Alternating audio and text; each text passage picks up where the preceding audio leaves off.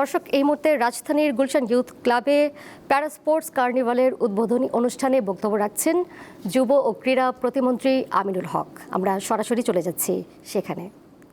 উদ্বোধন হতে যাচ্ছে সেই 7টি ইভেন্টের আমি আজকে শুভ উদ্বোধন ঘোষণা করছি।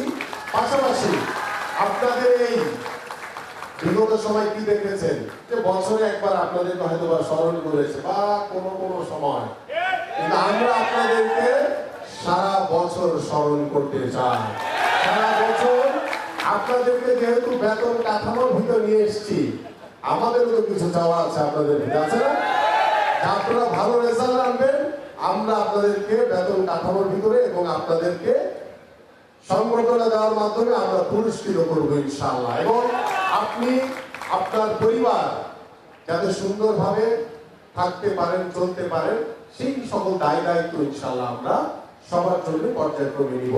আমি আপনাদের সকলের প্রতি শুভকামনা রেখে আজকের এত সুন্দর অসাধারণ, আমার আরো কয়েকটি প্রোগ্রাম আছে, বাট আমি এখানে আসার পরে দেখার পর আমার ওই প্রোগ্রামের কথা আমি ভুলে গেছি।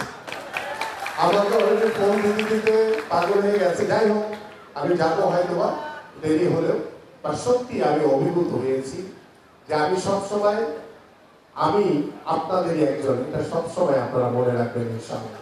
আমি আপনাদের হয়ে আপনাদের পাশে থেকে ইনশাআল্লাহ আমাদের স্পোর্টসকে আমরা সকলেই মিলে ইনশাআল্লাহ ঐক্যবদ্ধভাবে এগিয়ে নিয়ে যাবো। এই জন্য আমি আপনাদের সকলের কাছে সহযোগিতা চাই। আপনারা ভালো থাকবেন, সুস্থ থাকবেন। বাংলাদেশ জিন্দাবাদ।